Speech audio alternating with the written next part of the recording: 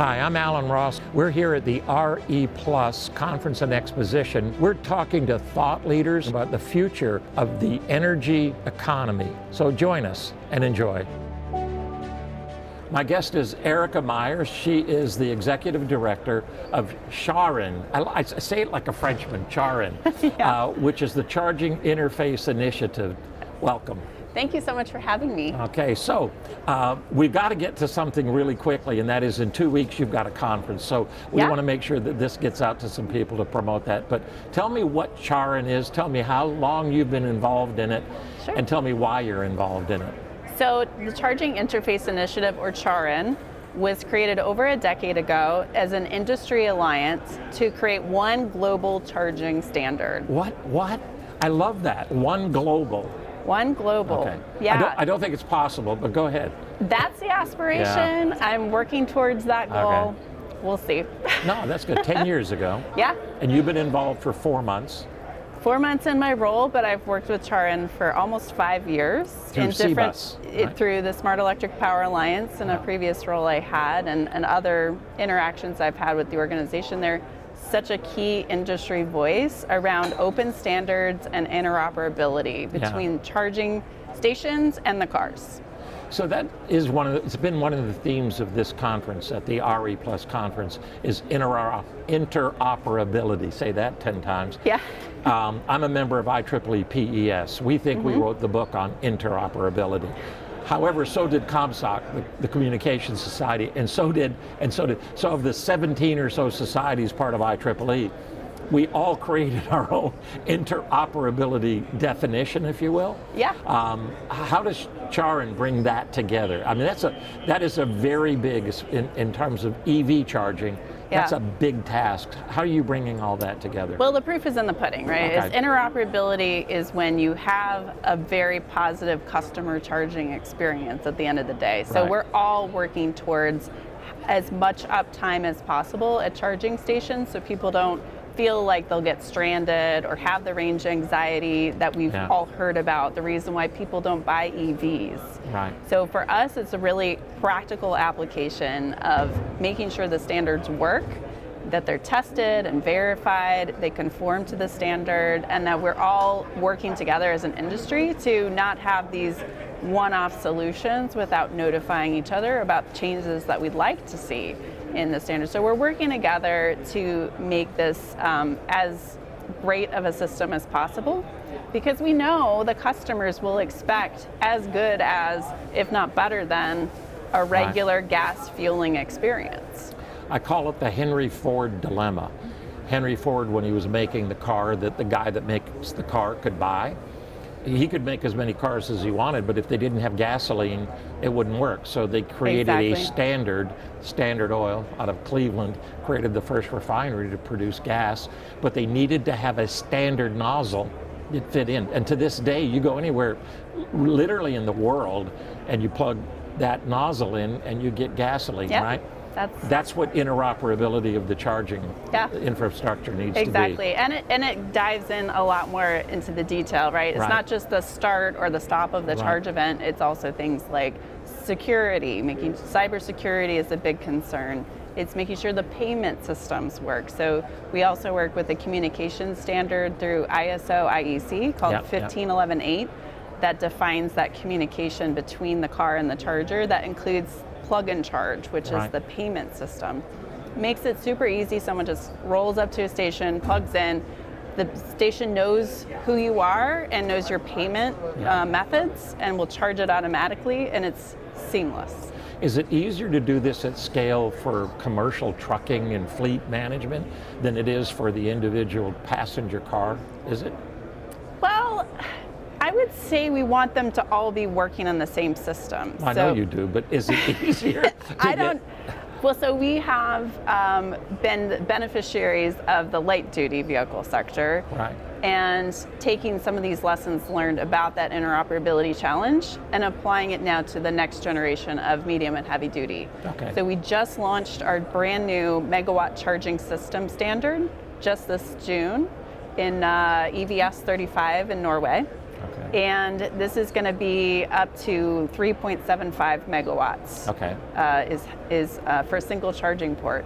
So this is a game changer for Class 8 trucks. Yeah. And we have an opportunity now for all the trucks to use the same connector, the same protocols, and we can build out a brand new megawatt charging corridor that we don't necessarily have now for the light duty. So we can start from square one. So in some instances, that makes it a little bit easier than trying to do retrofits. Okay. Charin, tell me about the organization and who's part of it and what drives it. So it was really founded by a handful of automotive manufacturers, most of them in Europe. They realized they were continuing to run into problems with the standards that were being defined. And so they said, we really need to include more people, more voices, charging infrastructure providers, the software guys, the utilities, the grid operators. And there's no place for us to have a safe and a facilitated experience to hash through some of these problems. Right. And so they created this nonprofit, and it has just exploded in popularity over the last decade. And now we're at almost 300 members all around the globe. We have offices in almost every continent except Australia working on it. And of course, Antarctica probably won't put one there, but we got them everywhere else. Yeah. So we're working on making sure the policy and the regulations all align with our ultimate goal of this one global charging standard. You think we can do a global standard? I mean, that's when you talk about an organization of 300 people, you're talking about not 300 individual members. Each member is a powerful in and of itself. Yes. Is it possible, you think, we could do a global standard? Absolutely. Or is that okay, so that's what's going to make it work, right? I think if we want to be serious about electrification, if we want to scale at the pace that we need to meet the climate challenge, we have to work towards that. So last night at the opening ceremony, a gentleman talked about the inflection point that we're at. You sound like that inflection point will happen as far as it relates to Charin, right? That we're there, and if we do, a lot of things happen. Somebody just recently said to us that if you want to go fast, go alone. If you want to go far, go together. And I told him I was going to steal it, and I just did.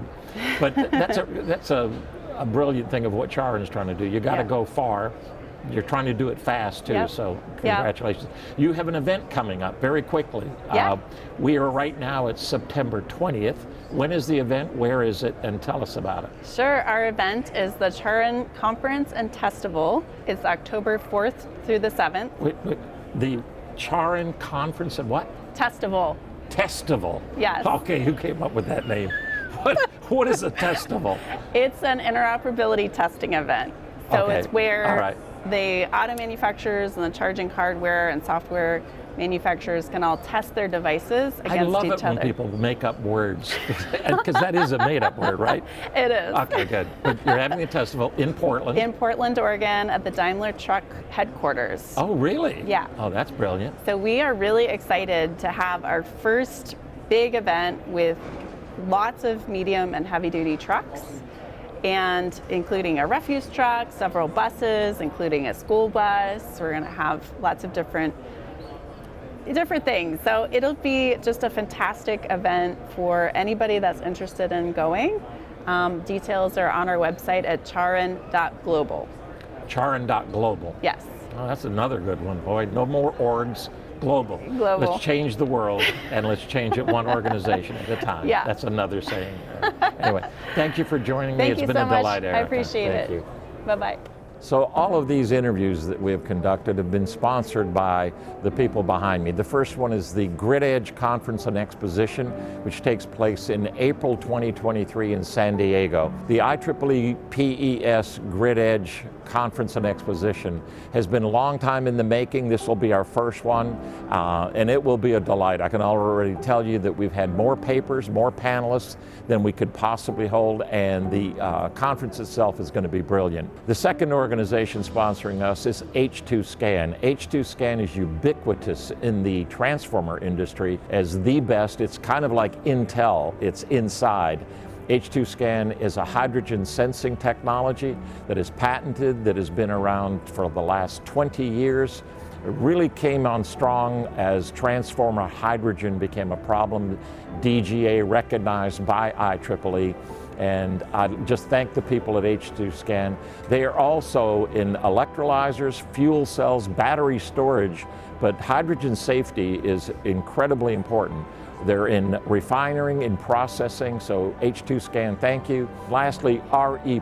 We are at the Renewable Energy Plus Conference and Exposition, and as we close this one out, I want to thank them for allowing us to conduct these interviews here, for allowing us to be part of their incredible conference. It's been enormous. Been 27,000 people that have attended this conference, and you can tell the energy, the excitement that's taking place within the renewables industry, so thank you, RE+. It's been a delight to do these interviews, and I hope you've enjoyed them.